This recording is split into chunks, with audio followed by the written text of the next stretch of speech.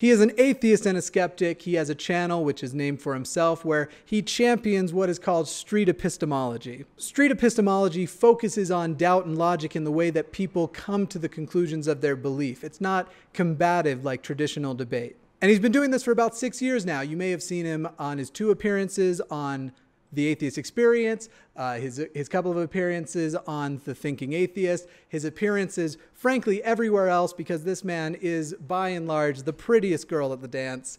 Please welcome, ladies and gentlemen, Anthony Magnabosco. Hey, hey, hey, what an introduction. Yeah. Let's tango. What's that? Yeah. Let's tango. Definitely. I went to high school in Wyoming, so it's all swing dancing. Oh, I lived in Wyoming for a year. What part? Casper. Very cool. No, Casper sucks. Sorry, it wasn't cool. Yeah, I was going to say. I immediately took it back. No way. It sucked. Anthony is back on the road. He is having conversations. He is out there talking. Please go check out his channel if you haven't already, and check out his series on street epistemology. But Anthony Magnabosco is the name of the channel, not Street Epistemology, which is the way I keep searching for it. And then I go back. Yeah, I always search for Street Epistemology. And I'll find the videos, and then I go, right. Oh, yeah. It's funny. There is a street epistemology channel, and I think when you search for those words, I think my channel does come up, or a couple of my videos come up fairly quickly, but maybe over time it might be a little bit harder to find them. I don't know. Your videos are definitely at the top when I put in street epistemology. It's just that I always forget that I wasn't going for the right channel. I think the last time was because I was going to go get the channel link to put in the description and was like, right, Anthony Magnabosco. Uh-huh. Yeah. But through this, he has helped countless people doubt, sometimes for the first time, their deeply held faith-based beliefs, and sometimes totally turn around and discard those beliefs that are illogical and unfounded. And they're really great to watch. Each conversation is different than the other. I binge them like crazy. At first, I was binging them all at normal speed, but now I can watch them twice as fast and double speed all the way through. I've probably watched 30 in the last week so far. Oh, cool. Yeah, a whole bunch of them. Thanks for doing that. My favorite being, do you remember his name? He had a beard. It was out in a square where other people were doing religious stuff. He came up to you. There was a little guy that he would keep turning to like make his point. Like, see how he doesn't want to talk about Jesus? Okay, I was thinking you were talking about Kyle, the Chi Alpha preacher, but no, that's Caleb. Caleb, okay. Yeah, and there was a young boy with him named Zack. And Zack, I remember it. Not only was he teaching me the wonderful news of Jesus, but he was also instructing his friend Zack, the little kid next to him, on how to do it. Yeah, I thought that's that funny, was just a random kid. That video tends to come up when you search for street epistemology, which is a little unfortunate. It gets a lot of views, but it's not my best example. I mean, yeah. It definitely shows off to me the difference in style. I thought it was really good. Don't get me wrong. But I, as far as my style, as far as when I'm engaging in a conversation, I mentioned this to you yesterday when the guy goes, evolution says a bird can give birth to a chicken and a chicken to a dinosaur. And in my head, that's all I would have wanted to go after. But because you were having a discussion not about the beliefs themselves, but how he got to them, obviously you didn't let it. And mine I would have just laser focused on that stupid statement. Yes. And people watch that and they're like, why didn't Anthony point out that evolution is really true? And that's just, he's got a completely misunderstood. That's not the point of these conversations. And early on, when there weren't any other SE examples, I was getting excoriated by the atheists that were watching. Some people understood it, but many were like, what are you doing? Why are you letting him get away with this? You should be crushing him. Yeah. And I'm like, I'm trying something different, and it's called street epistemology, and it was written by this guy named Bogosian, and I'm trying something a little bit different here. Yeah. So, but I think we're kind of past it. I think many people in the atheist community now I think they've at least heard of street epistemology. Maybe they've watched a couple of examples. Right. And it doesn't seem like it has the negative stigma it had 5.5 years ago when people started going out and trying to do this. I'm really surprised there was a stigma. Like I was shocked. I probably started watching. I remember actually I was in Lakewood, so that was 3 to 4 years ago now when I saw the first one, and I was like, yeah, this is so. The point I've always made to a lot of people is like there is a place for every kind of, and some of them I think are better, and some of them are, but Richard Dawkins and Sam Harris, for example, both really powerful people who have changed a lot of minds. Richard Dawkins was the kind who could change my mind because I needed someone to say, your ideas are stupid and you never even realized it. Before I needed that before my guard could come down. I needed to hear that was even possible. But then you have Sam Harris, who I always say, Sam Harris has brilliant thoughts in his books and stuff, but I cannot listen to him talk without falling asleep. His voice is a lullaby. Well, he's coming out with a meditation app, I think. So maybe if he narrates it or something, it's probably perfect for that. I'm going to be drooling when I meditate. Sometimes I have to really focus on it. I try to catch most of his podcasts. These people have different styles. They tend to appeal to different people at different stages in the process. I think that if you ran into a Richard Dawkins and he was being as direct and blunt as he was when you were observing it, it's quite possible that you may have not been as moved or possibly even become more defensive by that approach. And that's where the street epistemology things comes in. It's street epistemology, or SE, is so good for the one-on-one conversations when these are people that you know, or it's a stranger on the street, and you value the relationship and you want to help them reflect on their belief. Right. And maybe it's not even in your nature to be aggressive. And so it's another option for atheists to consider. To me, it taught me. So one thing that's interesting, and we'll get on to the interview here in a moment, but already I like this topic so much. One thing that I found was interesting with me that I first saw happen with Matt Dillahunty, and you can claim credit for this or not. I don't know for a fact that this is you, but I saw over the last few years, Matt went from a more aggressive debate style where he's saying, no, this is how this is how this is. That was a little more Dawkins-esque, if you will. And he started asking more questions. In fact, that whole thing, I don't think he's been saying it as long as, I mean, I've watched back in the archive, but I couldn't tell you the exact time. But when I hear him go, when a person says faith, he still goes a little aggressive with it, and I did too last night. But when a person says faith, he goes, okay, with faith, so-and-so can believe this and this, right? They agree, and he goes, so faith is not a good pathway to truth. And to me, it was like, oh, I think it happened to him too. His debate style came down a little bit of like, you just mentioned the way you came to this belief. Let's observe that, and now give me something outside of that. I kind of have a funny story about that. I talked about this at NanoCon in Nashville about 4 months ago. I was on the stage with Matt, and we were talking about our different styles. And it must have been 4 years ago. We talked about this on the stage, and they haven't released the video of it yet. I don't know if they ever will, so I'll mention it here just in case it doesn't come out. But I remember 4 years ago going to watch the Atheist Experience live. I think I was even there with one of my kids. And Matt came in, and he said, how do you describe faith in one word? He just walked in and asked the audience of like 10 people this. And before I can raise my hand and say unreliable, he said gullible. So we talked about that a little bit on the stage in Nashville. Interesting. And it is interesting because as we were talking, he was explaining that he sees faith as a methodology, that it is an epistemology. It's a way that people are using.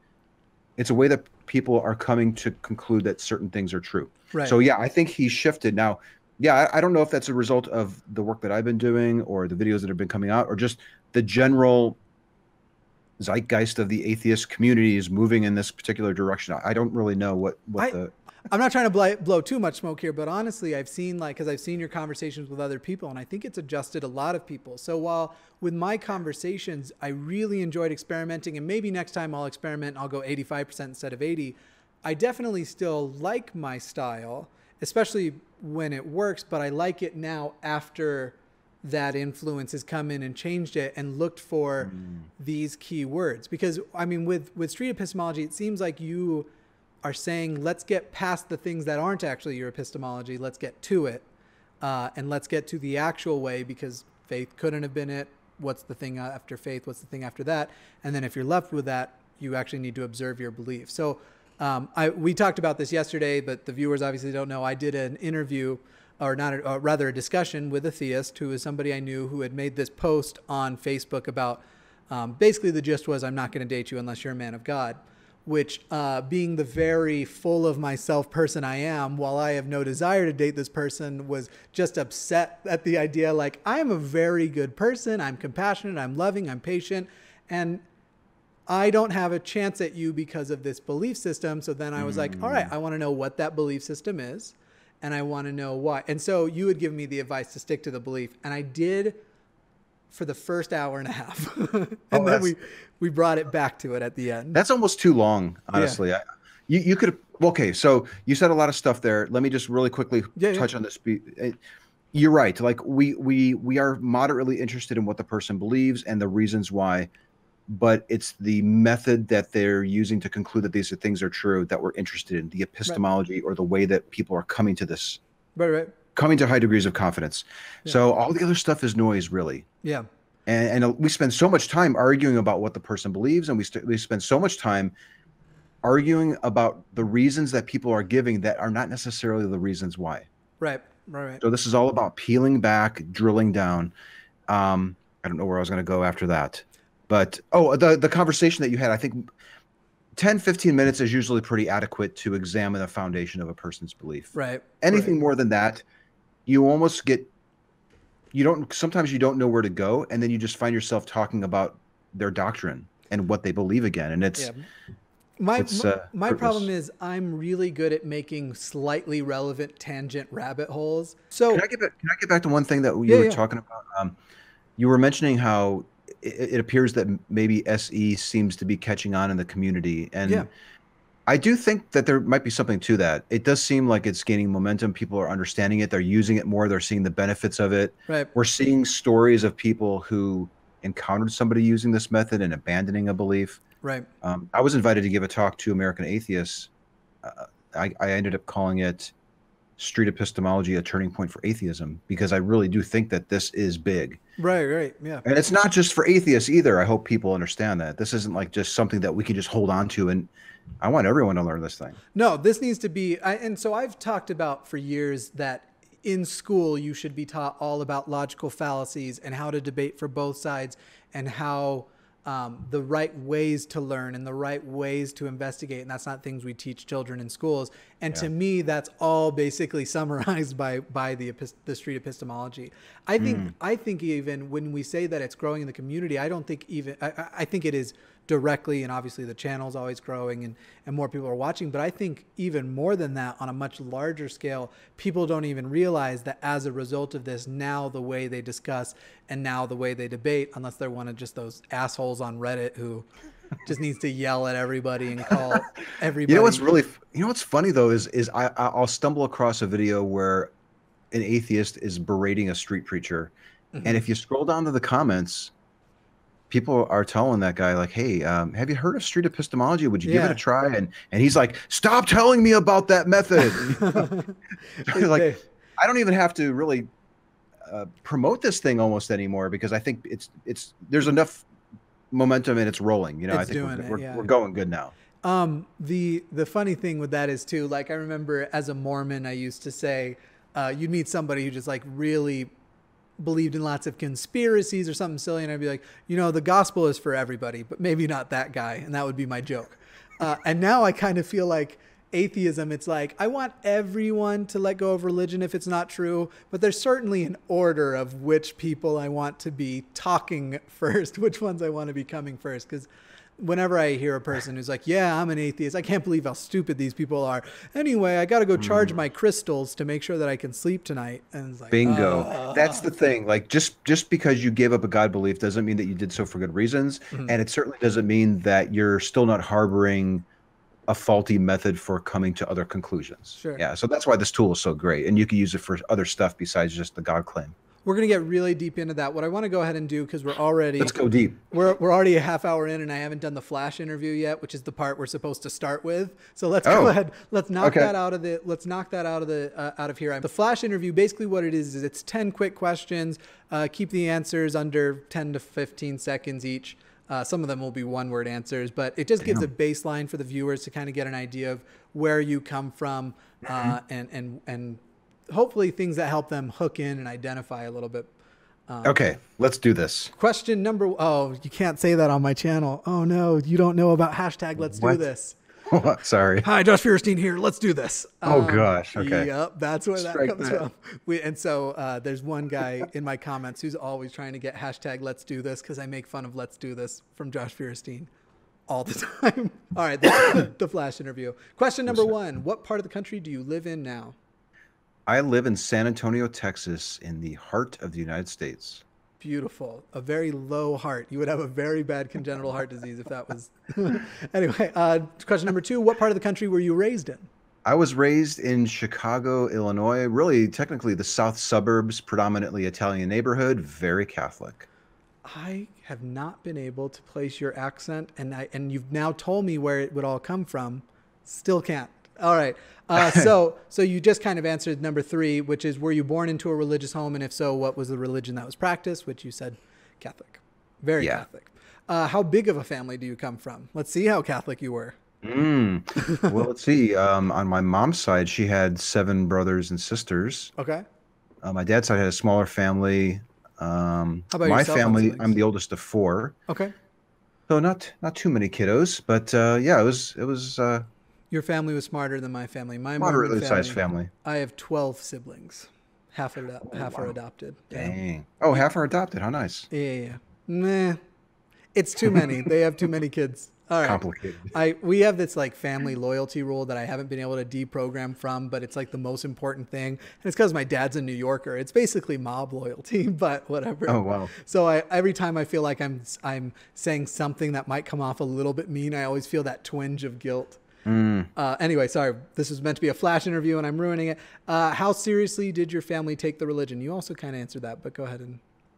They took it pretty seriously. We would go to church every Sunday. I often pretended to be sick because I just hated going. I never really believed it. I was always skeptical, but no, it was big. We went to all the masses, all the church sessions and all this stuff, prayed to the saints, Ash Wednesday, you name it. So you had the on your forehead plenty of times. All right. Oh yeah. Oh man. It's so, all right. We'll talk about that in a minute. So were you the first member of your immediate family? So siblings, parents, anybody else who's close, if you were really close with your cousins, first member of your immediate family to leave the religion? I think I was. So I mentioned how many siblings my mom had. So I think I have 50 or 60 cousins. As far as I know, I was the first one to sort of be out as an atheist and embrace it and not be ashamed about it. So but yeah, the bigger question being, were you basically the leader out, or did you have sibling influencer? So it sounds like you're like me. Out. Yeah. At a young age, I didn't believe it. So I was just pretending I was going along with it. And I think a few people knew, like, maybe they just observed that I was not taking it seriously or what. Sure. But yeah. My dad, we'll talk about that again in a minute too. The whole thing is we'll get through them. And then I was about to launch on another tangent. This is why these things end up 3 hours. This one won't, I promise. When you left your religion, did you transition through other religions or did you go straight from Catholicism to atheism? I went straight from Catholicism to atheism, I guess. Although I didn't really identify as with that label. I just went agnostic because I didn't really understand the terms. But once I did, I was like, oh, okay, I guess I'm an atheist. And so, yeah, there were no intermediate steps. I didn't dabble with paganism or go spiritual or God is love or anything like that. I just would love to hear you in your voice just go, I'm just spiritual, you know? Anyway, God is love. And it's really, if it's true to you and you know, it makes you a better person, then God is there for you. And it's really just love. And I'm going to release only that clip out of context, totally take away all no, I'm kidding. Your credibility is gone. It's okay. Today. It's okay. So you can answer this in one of 2 ways or both ways, because some people don't want people to do the math on age. So either answer how old you were or how long ago from now it was that you became an atheist, or you can just do both. It's up to you. I was probably around 7 when I told my parents that I thought God was made up, like Santa. Okay. And they were horrified. And then they seemed really serious about it. And I thought, oh, wow, the parents aren't playing around. Like, this isn't made up like Santa. I guess God is real. Right. But I didn't believe it. I was always skeptical. So how long ago was it that you at least became like your community's friendly neighborhood atheist? Not okay. But when people knew and you were out, and now you were actually able to go down the atheist rabbit holes, if you will, and such. Sure. Mm-hmm. Probably around 2011, 2012, when I started watching shows like The Atheist Experience and listening to Sam Harris and Richard Dawkins and arguing with my family and doing all the counter apologetics. And fighting on Facebook and people unfriending me and all that other stuff, all that drama. Right. So yeah, I would say probably around 2011, 2012. And then I discovered Boghossian's book, I think around 2012. And then late 2012 started going out and recording talks and learning this method. And then that's kind of, I think of course, putting out the videos, you get noticed and you're doing something a little bit different and a little controversial, you know, like we talked about with Caleb, like, why aren't you arguing with him? Why aren't you, it took people aback. It was at the time it was different. People weren't seeing examples of it. They didn't know what was really going on. And in a way, I almost regret that I didn't start a lot earlier, because now I feel like what a lot of my subscribers are and a lot of the people coming to my channel are people just looking to add something else to their echo chamber. And I think a few years back, if you started, you could really get your videos in front of people who disagreed or were theists, and that's harder, which is why I want to now do this conversations with theists bit a little more often and oh, cool. See if that helps bring people over, especially if I can convince those people that they should share them out on their social media. So then, who is your favorite atheist author, communicator, or educator? It could be any of those. My favorite. I'm doing what you're doing to the other people, making you think about questions you don't think about. Oh, that's a good question. I don't know. Mine's always the same answer, but I won't sully yours with mine. I'll wait till yours. This might seem like I'm kissing ass or something, but I have to say I love what Matt Dillahunty is putting out. He's freaking phenomenal. So, and as he says so many times, he's right. He's good at taking difficult concepts and boiling them down for the everyday person to grasp. Yeah. And he does it so well. So, Matt, it's you, buddy. Yeah. Hopefully he watches. We'll see. Probably with a little dash of Seth Andrews, I have to say. Seth Andrews, his voice as well as the way he articulates is all so great for me. Yeah. For me, I've always said Mormons are who made me quit Mormonism. Once I quit Mormonism, Richard Dawkins and Christopher Hitchens got me to atheism. But once I got to atheism and anti-theism became important to me because of Matt Dillahunty. He made it a passion. Now I'm a member of the ACA and doing this show, obviously. Like, he made it important for me to want to become a communicator as well. Oh, that's great. Yeah.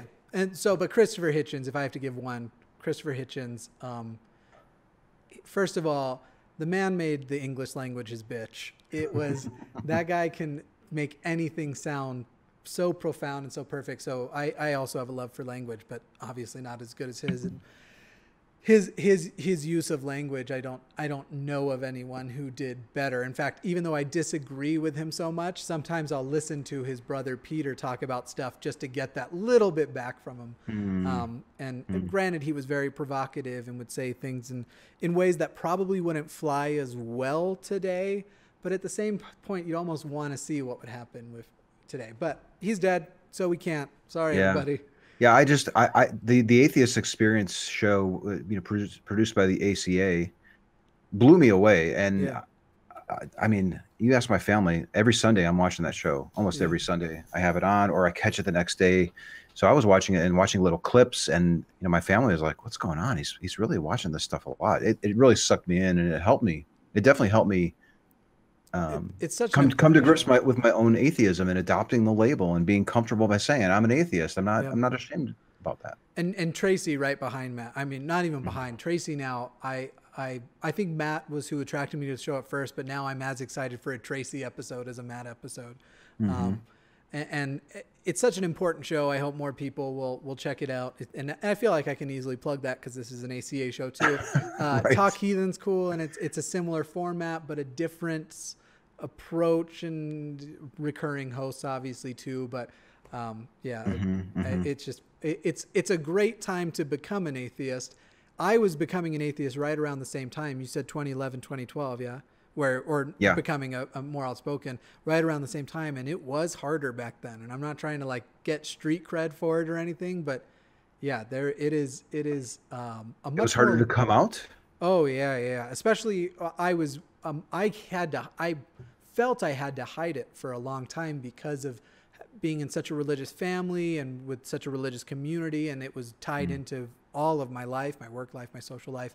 And luckily I had been creating these other relationships and stuff on the side so that when that all happened, it wasn't as though I had nowhere to go, but it was an intimidating prospect. And it still felt like if you said you were an atheist in a room, everybody kind of looked at you like you said, that Lyndon Johnson shot JFK, or just one of those stupid conspiracies that are out there that you're basically, and I remember being a child and thinking that of atheists too. There was a girl on my bus who was like, I don't believe in God. And I was like, oh yeah, 6 billion people are wrong and you're right. And I was like, great argument. Such cringy, gross things. Argument from popularity. Is that what that one's called? Yeah. Yeah. Yeah, I think it's not only a good time to come out as an atheist because there are so many people who are out, and there are these great communities, but I think it's also a good time to create content. Oh yeah. Yeah. Put a podcast together, do something like what you're doing by interviewing people, or start learning street epistemology and go to a library or do something different, or put your own little twist on it. People are watching these videos and there are people who are finding them extremely helpful in improving their conversations as well as their journey out of those beliefs. And if you're not as interested in doing videos and being on camera, meetup.com is a really great one. That there needs to be a lot more secular and atheist specific social gatherings and such. And so yeah, for me, the whole face-to-face, I need a community, I need to go to church, Sunday assembly.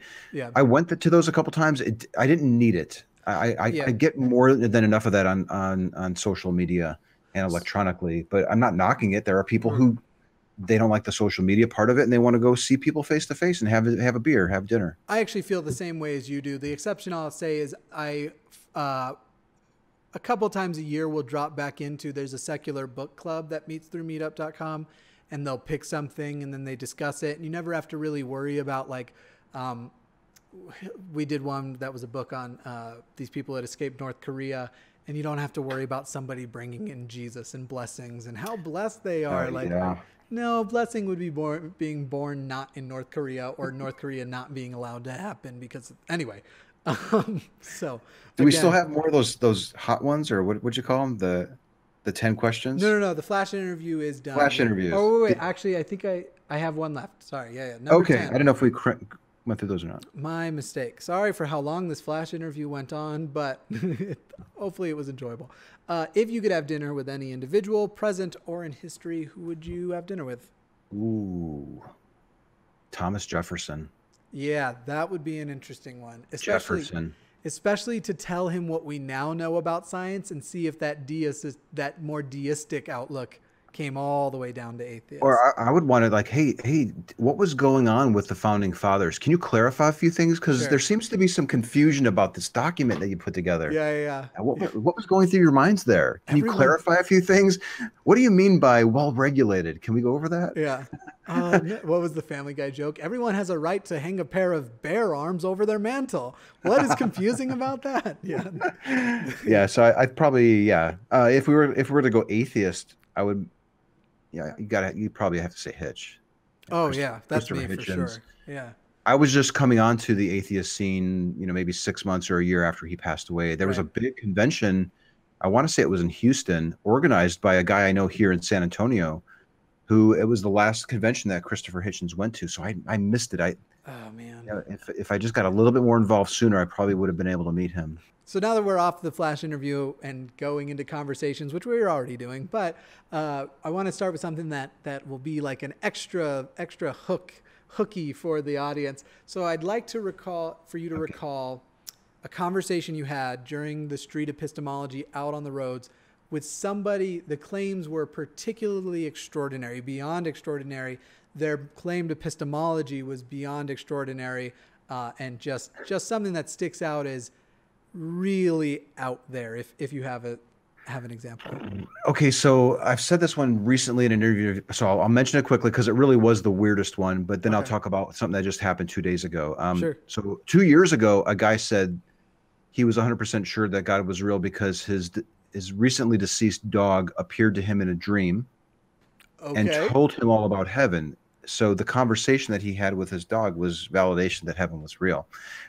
So that's probably the weirdest one. What was, and then real quick before you move on from that, I'm sure you then asked him the question, just based on what you've asked before, how did you determine that was a religious experience or instead of just actually being a dream about someone you missed or whatever? Did you ask that question? What was his reasoning that he was sure that it wasn't a great question. a dream? Okay, so this was a while ago, so I was just kind of learning this approach. I probably, I hope I didn't get too wrapped up into talking about possible explanations, or did you eat something funny, or and explore the epistemology there. I probably did. It's been a while since I've watched that video. Okay, no problem. There was one 2 days ago that was kind of interesting. A guy. So when I meet people, I let them pick the belief, and in this case, he thought a God was real, and I try to get a sense of how sure they are, 0 to 100. Right. He placed himself at a 25. He was 25% sure this God was real. The main reason why he wasn't down at a 2 is because he was at a friend's house and he was watching a leg lengthening video. And when I asked him, well, how did you determine that the God had anything to do with that? He said, well, because they were praying in the video. So, so it's interesting. But 5 questions later, he was showing signs of cognitive dissonance. He was saying, I want to say yes and I want to say no at the same time.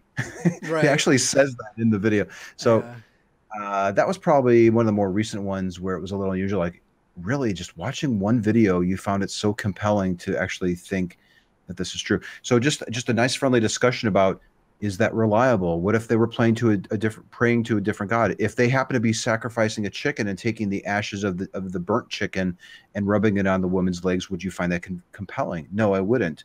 Well, how is that any different than prayer? Well, that's a great question. So these types of Socratic dialogue questions tend to help people reflect on these beliefs and show signs of wonder, show signs of aporia, show signs of doubt. And you can leave them with that pebble, and hopefully they figure out a way to address it or lower their confidence in the belief. Right. Yeah. Do you mind if I want to share one with you, because it's, as you were talking about it, it stuck out. Actually, as you were talking about the dog dream, that was the one that, I don't know why it was relevant, but I had done my What's Wrong with Mormonism, the first video, and this guy was talking about how there's nothing that can prove Mormonism isn't true, that nothing can prove the Book of Mormon isn't true, that there's no good evidence, and that everything points to being true. And I pointed out, at that point, I was pointing out the flaws in that, not the epistemology, but the flaws in the things he was claiming. And then I asked him for his proof that the church was true. And his response was, so something you have to know about Mormons ahead of time is that they believe in a pre-existence, and that things happened before we were born, where there was this war in heaven and we pick sides and things like that. And he was saying, well, in the pre-existence, we picked sides, and if you weren't like as firmly with God, you might be punished here on earth for it with more adversity, which is not actually doctrine from the church, but it's so adjacent that I get why he thinks it is. And he said, he talked about this grocery store job he had, and he said there was this smear campaign that was ran against him, and then this guy comes down from corporate to tell lies about him, which ultimately got him fired, because in the pre-existence, he must not have been faithful enough. And so what other explanation do I have for him being fired, if not? Wow, what a stretch. I know. That was, and I actually, so at the end, once that came out, and I didn't want to say, hey, you are mentally ill or something that's so offensive, but what I said was, hey, so this conversation has taken a turn I didn't expect it to take. I don't want to engage in this anymore. I do want to recommend that you keep searching, you keep looking, and I don't mean this in a mean way, but I think it would be very helpful if you found a counselor or some sort of therapist to talk through these things with, because I immediately became very uncomfortable, because I don't feel good about whenever there's a mental bridge that can't be crossed, for another person, I don't feel comfortable trying to push them along. And there were other people who after me were like, no, this is stupid, you're an idiot. And I started deleting their combative comments, and I was like, wow. That was nice of you. No, yeah, I just. Yeah, sometimes, I mean, you really don't know who you're going to be running into. And sometimes it becomes evident that they would be harmed if they abandon this belief, or they would harm other people, and they mean it. They're not just saying that so that you stop questioning them, but they really mean it. Right. And in those situations, I just back off. There was one time I was talking with a woman. I think her name is Delmie, and she believes in karma because she thought that she was being punished for something that she did 10 years ago, because all these bad things were happening to her. So it had to have been because of this thing. Right. But as we were talking, she started saying that, Anthony, this is a belief that is probably not true, but I keep thinking that it is. Can you help me get rid of it? I was blown. That was the first time I think I've ever had somebody say, this is a belief I don't want. Help me get rid of it. And what can we do about it? And you mentioned the dream, you know? Yeah. Well, you mentioned, and actually that video gets a lot of views. And I think it's because the conversation partner was on board with me that this was a harmful belief and probably not true, and they wanted to get rid of it. Whereas most of the people I talk to, they haven't reached that point yet. They think that it's true. They think it's beneficial, and they want to hold on to that thing, for dear life. Yeah. So that was kind of interesting. Yeah, that's really interesting. But I'm gonna have to watch that because I want to see what you're. Kicking myself that I didn't direct her. I'm kind of kicking myself that I didn't direct her to therapy or seeking a counselor, because she probably could benefit from it. I hope to run into her again. I think I've discovered recently that the word counselor means the same thing most of the time. They're a lot less. Therapist now has a charge to it that it's like I'm saying you have a mental illness you need to go see. Really? Personally, I don't know if I'd say I think it should be compulsory or mandatory, but everybody needs to go to therapy at some point. I think it's very beneficial for everyone to. What we do on the street with SE, or not even on the street, it doesn't have to be on the street. There are a lot of parallels to therapy. A lot of the things that we do we're repeating back, we're listening. There's the active listening. We're trying to make people feel safe and comfortable. Right. I mean, a good therapist will take whatever your fear is and then keep asking you questions about your belief in this thing that exists and get to the root of it and then try and fix the root of it. And so to me, it's almost identical as far as what the application is. So it's kind of funny because I met Dr. Daryl Ray at a party, and he's been watching my videos, and he said that a lot of what he sees in the videos it's exactly what he went to school for and other people go to school for when they want to study the psychotherapy. And there's definitely a lot of parallels between the things that we're doing and people that study this. So what do you think it is that's responsible? So it's a very common thing that people have a set of beliefs. I keep hitting my mic, but the good news is I have a redundant mic too. But they have the set of beliefs that they won't put under the same microscope. They'll put other things under, and until they meet somebody like you who actually says in a non-combative way, hey, put it under the microscope. But why do you think it is that to a Mormon, for example, suggesting they put it under a microscope might actually be an offensive suggestion? Why do you think that is? Yeah, you do get a lot of that, and I wouldn't say it's definitely not just a Mormon thing. I've talked to some Mormons, sometimes even just equating a God belief with a spiritual thing or something magical or karma. When I'm rattling off the list of topics, some people will get even a little offended that I'm even willing to question their God belief. But most people are okay with that and they go along with it. But it's a kind of all on how you approach it, how you lay out what you're going to do, and you get consent. So you just want to kind of be upfront, let people know what's going on, give them plenty of notice as far as where this conversation might be heading. And generally, I think most people like having participated in it. When these talks end, you've watched a lot of videos, and it's not like I'm sitting on a stash of videos where 80% of them just end in this horrible train wreck. That's not the case at all. They almost all end up really, really good. Sure. People tend to really enjoy the talk and having explored their belief. And sometimes they're even more resolute in their belief, but more often than not, they walk away with the pebble in their shoe and they're thinking about it. Sure. Yeah. So you mentioned you've done the conversations with Mormons. I've seen some of those. And because of that, I want to ask, do you think, sorry for being selfish again, because I'm making this about myself, but do you find Mormons are more resistant than other people on average, or are they about the same? For example, I saw the start of the one video where they were like, we'd like to talk to you about your beliefs. And they were like, it was a couple, and they were like, we're Mormon. We love to tell people about our beliefs.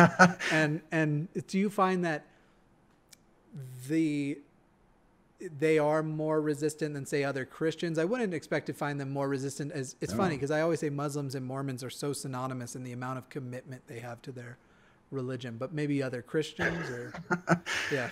Okay, so to answer your question, no, I don't think Mormons are any more difficult to talk to when you use this method than any other group of people. And I said the exact same thing when I was on Lloyd Evans' show about Jehovah's Witnesses. Okay. So there seems to be this perception like, oh, our group is really pretty, we're tougher to get through.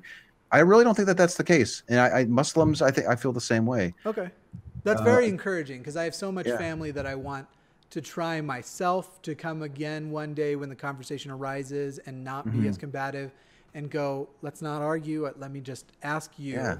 And in a lot of ways, that part, it's harder coming from me because I know the way they got to their beliefs. They're not going to be able to tell me anything new.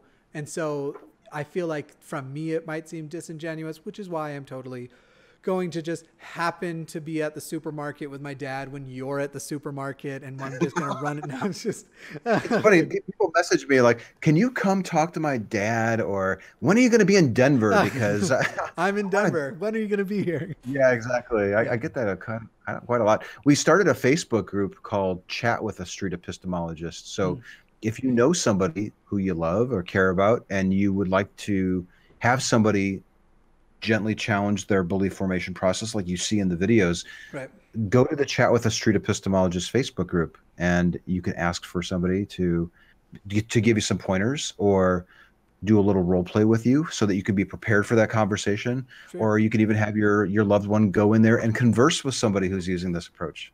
Yeah. But yeah, Mormons aren't any more difficult. I probably had 20 talks with Mormons, and my general impression was that they're extremely sincere and honest.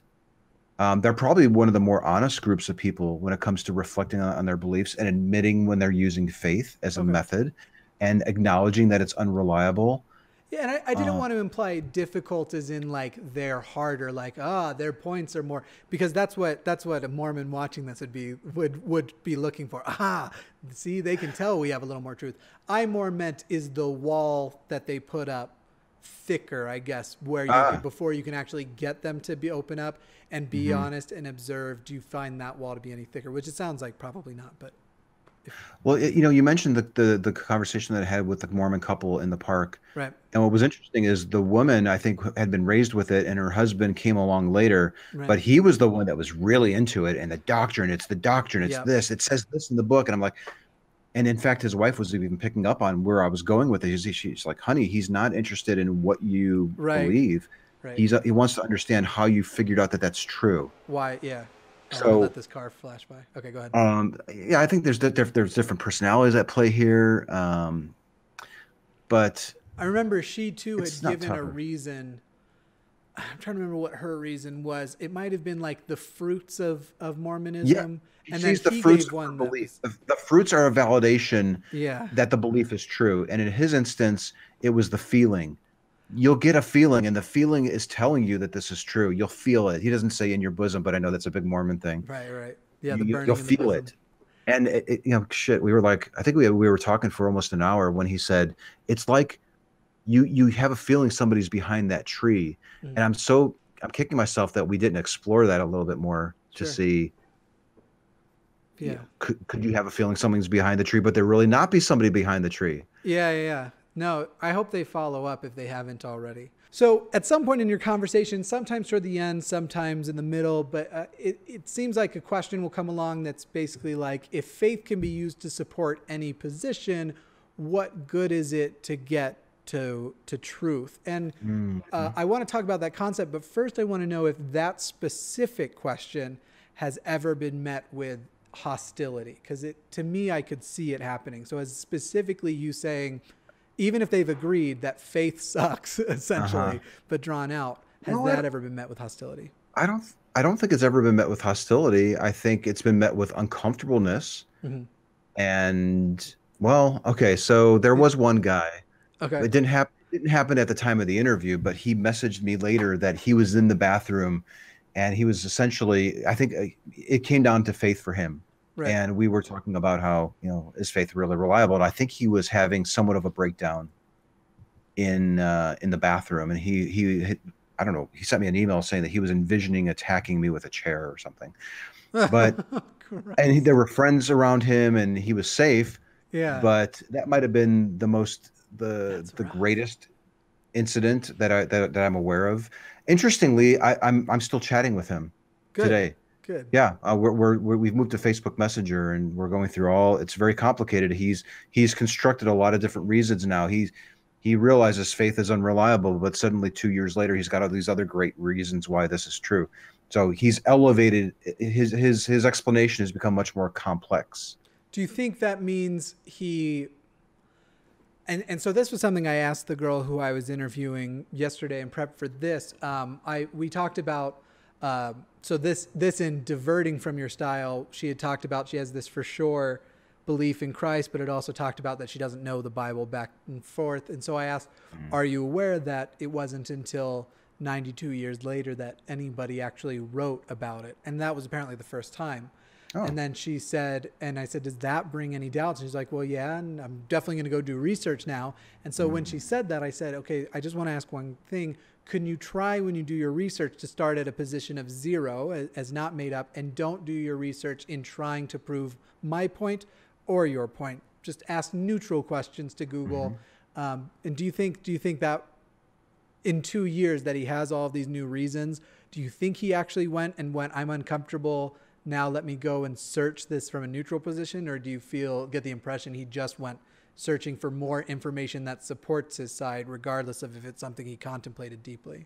I don't know for sure, but my suspicion is that he went right back to his friends and his community that believe the thing that he does. Okay. And just reinforced it for him. So that's one of the problematic things, I guess, about this approach, is that you can have a great talk in 30 minutes, but if the person then ends up going back to their group and reinforcing these beliefs, and it's okay, don't worry about it, that guy is just an atheist, he was tricking you, he confused you, you're okay, you're good, God is real. Man, that could be a real big challenge. That's a big hurdle for us to overcome, which is why I think it's important that people learn this method, so that individual can have 10 conversations with people who are using this method, and there's these interruptions between going back to your tribe who's only going to just keep reinforcing, and kind of towing the line. It reminds me of, I told this story on Sunday Mass also, but it reminds me of, as if people want a depiction of that this is a real thing that happens to us as atheists. And this wasn't when I was atheist, but I did believe in evolution because I'd finally taken a class that laid it out and it made so much sense. And I remember I had gone home and my little sister was on her lunch break from the school, and we lived down the road from the school. They allowed kids to go off campus for lunch. And she was home and she had a bunch of her friends there and they were eating. And it must have been the first day or first week of school, because she said, yeah, I like all my teachers except my biology teacher. And then she said, with the biggest smirk and smile you could hear in her voice, he believes in evolution. And the whole table cracked up laughing as though that was crazy. But evolution's a fact, first of all. I'm not going to go down the evolution rabbit hole, but that's what the idea that the moment you can just utter this word, evolution being the one that discredited this person, or just saying he's an atheist, so that discredits. And then you start to put these mystic things in their head, or mythical things in their head, like, so he must have demons and those are what you were feeling, and blah, blah, blah. Yeah. Well, yeah, this guy's all into the demons too. So he's a real tough nut to crack. But what's interesting is that on the first meeting, it was all about faith. I met him again on camera, and faith wasn't in the picture. It was all about evidence. And now it's arguments. Because of the supernatural realm, you don't really have evidence for it. It's all these great arguments that support this. So, and now we're shifting into morality. And the reason why I know that that supernatural, that there is a supernatural realm, is because there's objective morality. But so anyways, it's I have a video if you want to. I'm not saying you have to use mine. There's lots of good videos, but I really stand by my video, How Can an Atheist Have Morals? I'm also just going to shamelessly plug it now, but basically I make the case that not only the way atheists have morals is the exact same system that religious people choose what in the Bible to apply to their today life. And cool. I want to see that. Yeah, I would really like to see that video. Yeah, I stand by. It's one of the videos of the Dear Mr. Atheist videos I've put out, I think 12 so far. The ones that I really feel great about are Why Do You Hate God? How Can an Atheist Have Morality? Obviously the Mormon ones, and my new one on Pascal's Wager, which was just a lot of fun to make. And the feedback has been good that it convinced me it's really good. Those are the ones that I'm feeling really good about. The rest of them, while entertaining and you still get to see my cartoons, I can't even remember what the titles were. So who knows if they were good. Yeah. So I think what's important is just so for your viewers, I'm not intending to take your video and then send him the link and say, watch this. Oh, yeah. No way. Okay. So I'll watch it and it will help me form better questions for him to figure out how he's so sure that what he thinks is true. I wouldn't give him a video unless he agreed that seeing a compelling argument made for this position would lower his confidence or something like that. Right. So many times we give people links to stuff that they're not going to even probably watch it. And that's so frustrating, man. And obviously you're a smart cookie. I wasn't saying you probably know all of the arguments. I'd check it out if you want to check it out.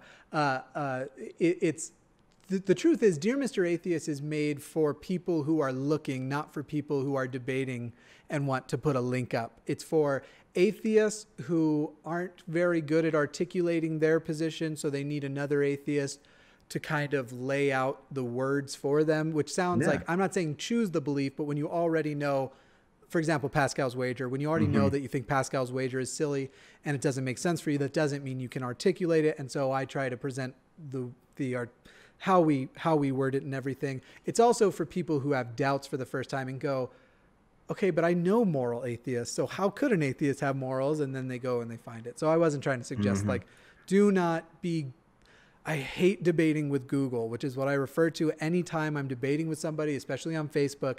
And rather than reply to me, every reply is a link. I'm not going to read your damn link if you don't know it well enough to summarize it. Screw you. Exactly. Yeah, definitely. Yeah, so I hope I didn't give that impression either.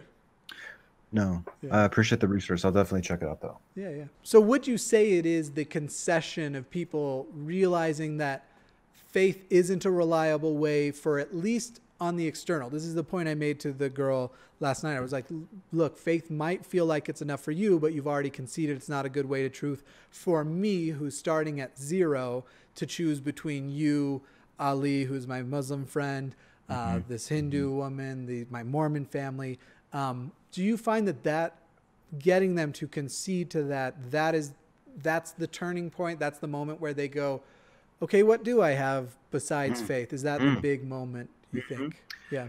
Yes.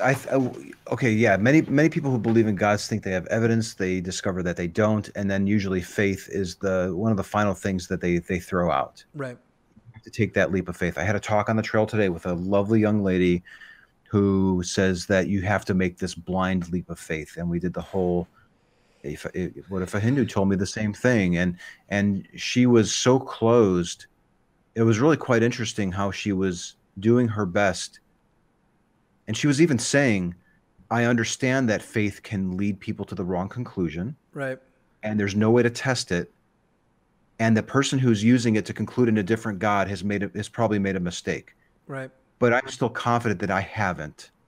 Sure. And it's the little mechanisms on the lock just haven't quite clicked into place just yet. Sure. So I think it's one of those things where sometimes you don't see the doubt and the questioning at the moment, but in my experience, that does tend to follow. Caleb, when a person starts thinking about it, they start realizing, oh my gosh, like I think he's right. Like how is my faith any different than theirs? So I think that has to happen when she's alone and she's thinking about this belief and there isn't a camera pointed at her and she's not in church and she's really thinking it through. Right. I remember Caleb made a similar, it felt like believe first argument, but his wasn't as it sounds like she at least kind of went places with you. He wouldn't, but that street preacher with the little boy, Zack. Yeah, he made a similar one. And then, so the really interesting thing with Skylar yesterday was, which I keep saying yesterday. Can you say her name? Yeah. She said the name's fine. Yeah. Okay. Just first name. But Skylar yesterday, the really interesting thing with Skylar was that she admitted that the only way to really prove it will be when you die.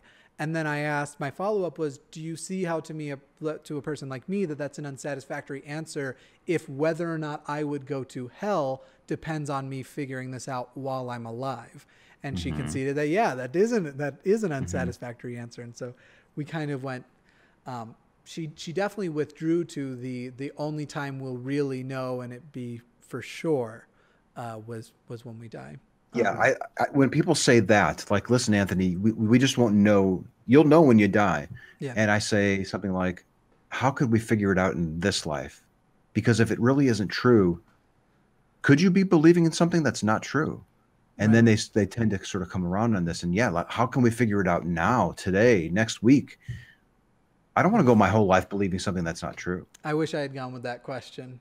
Because well, it sounded like she did concede though that you wouldn't know in this life. So it may have been redundant to ask the question, but I think it still would have been really effective to get that one more. Okay, so if we won't know till we die, and that's the only way to know if we're right, then couldn't that mean you believe something now as you're alive that isn't true? I think that would have been beneficial overall. Yeah, having a person admit that they're 100% sure that something is true, but there's a potential that there's a possibility that they're mistaken on it, that it may not really be true. That's big. That's big. And when you're arguing doctrine and Bible verses, you're not going to get down to that. Yeah. My biggest mistake I made was, while she acknowledged that she was below 95%, she started with 95 and she acknowledged she was below that, I didn't get her to actually put a number at the end of where she went. Okay. To. Yeah, it's not critical. You know, these numbers are somewhat subjective to begin with.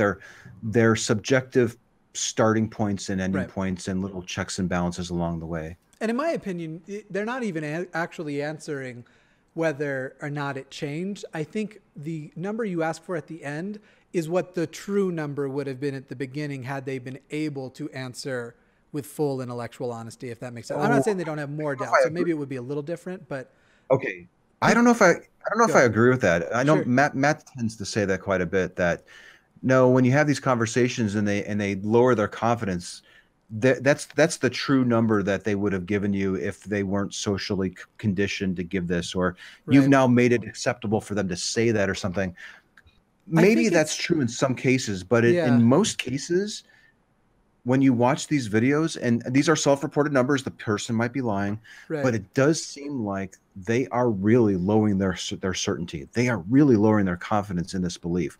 They are less sure that it's true. They have more doubt. They have more questions. Is it possible for me to agree with both of you then, that maybe like the person who says 100%, if they were being intellectually honest, and let's say at the end they go down to 80%, that if they had been intellectually honest at the beginning, they would have said 90, and then 80 is actually where they are at the end of the conversation. Oh, maybe. Yeah. That's possible, because they may have assumed that I believe the same thing that they do, because I look somewhat religious, and you're asking religious questions. Maybe they're like, you're a white guy in Texas. This guy is probably from the church down the street, so I got to make sure that I'm on board and toe the line. But really, I've got some questions. With Mormons are actually taught not to say I believe, but to say I know.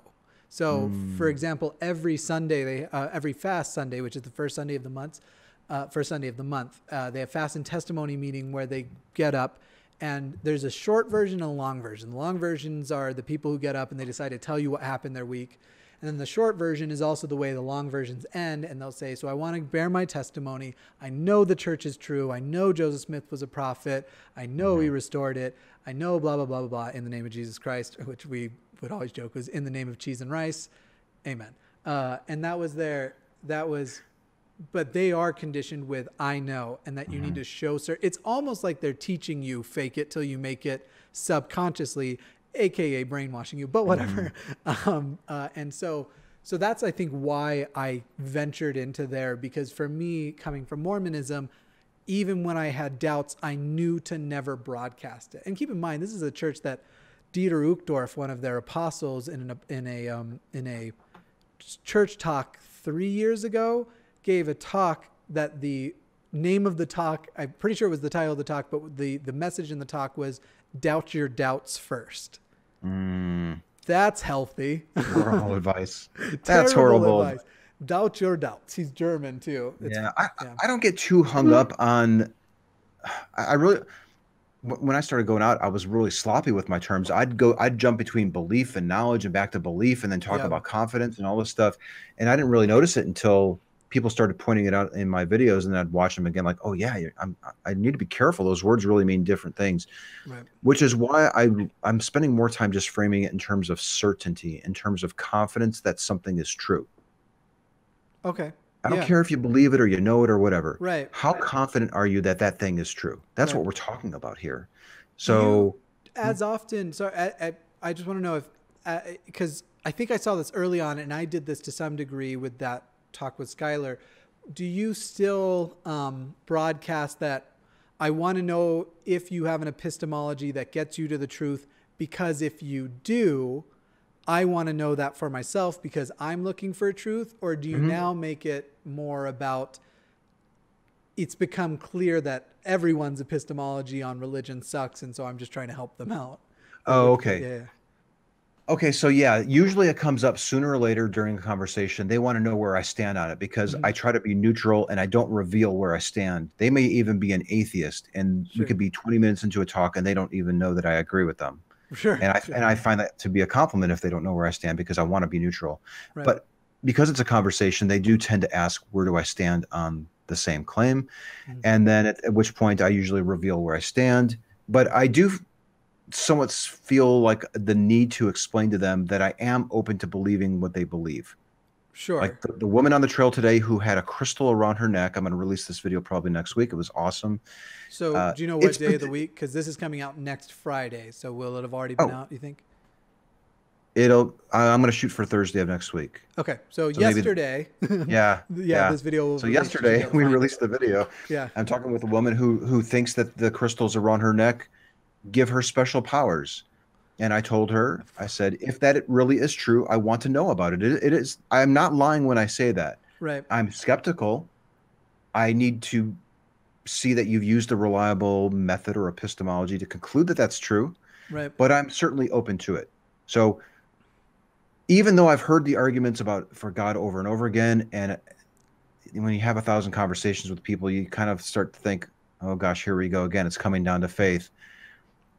Do I just play along, or do I tell them that, listen, buddy, I've had 1,000 conversations with people about faith and it's unreliable, right? And you're not going to convince me. So let me keep asking you questions so that you start to doubt. I don't really go that route.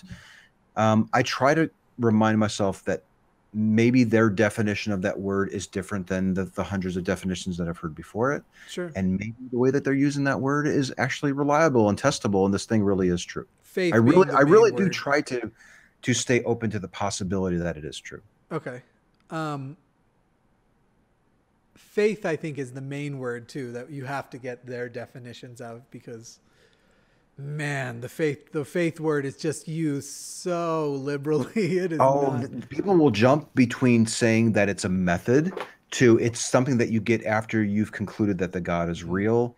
They then say, I'm of the Christian faith. So they're using it as a descriptor for the group that they're a part of, and they just loosely jump between these words, sometimes within even the same sentence. Right. So it's a slippery little pig. But definition, writing it down, making sure that you're following along, figuring out if it's testable, all that stuff is huge. It's really important when you're doing SE. And it's not all their fault, and I acknowledge that because I come from a faith belief. So right now I'm writing my next What's Wrong with Mormonism episode, and it's about which, if this comes out on the 25th, this will be next Thursday. And it's about I haven't decided what's title yet, but it's basically the way they teach children. So for example, on the idea of faith, there's a song that you sing most Sundays in primary class, and it's called faith something, but it's faith is knowing the sun will rise, lighting each new day. Faith is knowing the Lord is there, something like that. But they make synonymous that faith, that knowing the sun is going to rise is faith, just as much as knowing that the Lord will hear, what is it? Faith is knowing the sun will rise, lighting each day. Faith is knowing the Lord's above and hears me when I pray, something like that. Those aren't synonymous. They've just been taught a false thing. You do not have faith that the sun will rise. You have a repetitive experience pattern. Even if that's all you have, you still have a pattern of expectation, and that is testable. You could test, is it going? Yeah. We can see, we can describe what would need to be seen to realize that the faith was misplaced in that instance. Right. The sun wouldn't be there the next day. You'd realize that it was, but you can't do that when you're using faith to conclude that God is real. Right. And so their religion isn't doing them any favors by exchanging the word meaning. Because obviously, if you mean the colloquial version of faith as to mean confidence in the first line, but in the second line, you mean spiritual apprehension. Well, those are different. And so then you name the song Faith and you make them appear to be synonymous. That's so frustrating to me. And it to me is like, I think, and I've probably heard you make this sentiment before, but maybe not in Street Epistemology, but I feel like I've heard you, maybe it was in your test episode of Talk Heathen. I don't remember when, but I feel like I've heard it in your voice. But basically the idea is whatever is true has nothing to hide. So why does it need to have all of these things around? Why does it need to have, if it is the truth, why does it need to hide behind language games like that, or these arbitrary things? I don't remember myself saying that. Usually what I find myself saying with regards to evading the truth is there are a lot of people who are critical of this method, and they're trying to encourage people to avoid talking with somebody who appears to be using this method.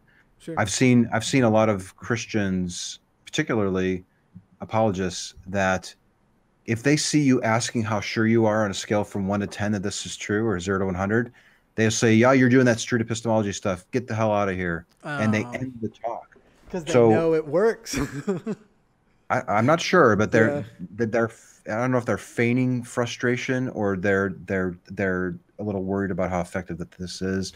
I'm not sure, but no. Usually, what I say is, if you really had the truth, you should welcome questions. Yeah. You shouldn't try to avoid them. That's the way I think that's the way I heard you put it. And I was trying to recall it, but it was definitely a truth statement. It still has the impression of truth, has nothing to hide. But yeah, that's the one. Yeah. Yeah. That's, oh man, this is one. I think I'm going to be on Talk Heathen. I think I'm going to be on Talk Heathen August 5th. I hope so. I should be there. I will be moving down to Austin, hopefully October, November. Here's where I'm at. I have a pre-existing condition, and so I don't want to make a permanent move if the Republicans somehow pull out a win in November. If that was the case, I'd have to live between here and there, because Colorado's healthcare law will protect my pre-existing condition. So that'll determine when and how permanent a move, or if I'm back and forth. But I'm excited to get there, and I'll be excited too. I'm so grateful that you did this, but also this is one of my favorite conversations I think I've had in forever. So thank you very much for being the first interview. I want to end on, you told me recently about a formal organization that you're creating for Street Epistemology. I want to know why you've made that decision, and what to look forward to, what we should be looking out for. And then I'll have one last thing before we go. Okay, yeah. So we have nearly 5,000 people in the Street Epistemology Facebook group. We have a dozen people uploading videos now regularly of their exchanges. I think we've kind of saturated the atheist community on this. Most people know what it is. We want to break out beyond the atheist movement. We want to start doing testing. We want to blow past the atheist ceiling. And I think the way to do that is funding. Well, how do you get funding? Do I really want people sending checks to me? Right. And just take my word for it? We're going to make sure that this money gets used properly. That's not really feasible. So we want to start an organization. It'll be tax deductible. People can contribute to it and support an organization. There will literally be a formal organization that will have fiscal transparency and a board of directors, and we can start funneling money to people who need it to help promote this method or study it, like I mentioned. Heck yeah. A guy named Daniel, who I met a couple of years ago, he was a Christian. I was using SE. He doesn't believe anymore. He's now a fan of SE, and he's been invited to the Secular Student Alliance to give a workshop on the method. Well, it costs some money to do that. If we had an organization with a little bit of money, we can funnel that to him and pay for his airfare or get him set up in a hotel. Yeah. These are things that people are just paying out of their pocket. And so it's a necessary step. This is a necessary step, I think, in order to grow and become legitimate and start creating partnerships between the other organizations that are out there, like Recovering from Religion, the Secular Therapy Project, American Atheists, and so on. Atheist Community of Austin. The ACA. How can I forget the ACA? Of course. No worries. Yeah. No, that's fantastic. I'm really excited to see that. I know firsthand, I'm kind of at this place where I'm refining everything and now going, okay, how do I make sure that I have at least enough income coming through this to maintain it? And that's just for things to take the next step. That fiscal step always has to happen. And so I know whenever people hear money, they start to go, oh, wait. Oh, yeah. So to be clear, I'm not envisioning drawing a paycheck from this, and I don't think anyone on the board of directors would either. Right. These would be volunteer positions. We would probably be scraping by for the first 5 to 10 years until we really start making some impressions on some wealthy people who would then leave their estates to us, and we could start maybe hiring a person to pay them or something like that. But no, this is going to be probably slow and drawn out. Right. But it'll mean more public appearances too, which I know lots and lots of atheists love. I would assume, like, as far as if you need to get to a convention or whatever, that would be huge. And I know atheists going to conventions is apparently becoming really popular right now. So that's another thing, is if you want to, go to the convention and learn firsthand from the champion, from the champ and his sub champs. Well, I'd really like to get to the point where I don't have to do this anymore. Maybe I could be more strategic level, and I don't have to be uploading videos or even doing interviews. There are so many people who are creating content. And I listened to a great interview, a guy, he's been out probably talking for the last month and uploading content. He was doing an interview. If we had 100 people doing what I'm doing now, we would probably saturate the planet with this, and I think that's probably where we need to go. So I think in this movement, like, all ships will rise, but it's kind of neat to see. It's really cool to see not only the method seemingly to be effective, but people being changed by it and it gaining in popularity. It's a wild ride, and I don't know where we're going to be in 5 years. I would love to see. Did you see R.N. Raw debate Jeranism, the flat earther, on the Non Sequitur show?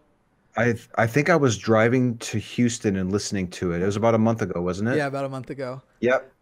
I did listen dying to watch you converse with a flat earther. And I'd like to. If I can figure out a way to set it up, will you do it on my channel? Because I want that scoop. I want that exclusive. I'm not going to commit to it. Okay. I would really rather prefer to just meet somebody on the trail and do it. Right.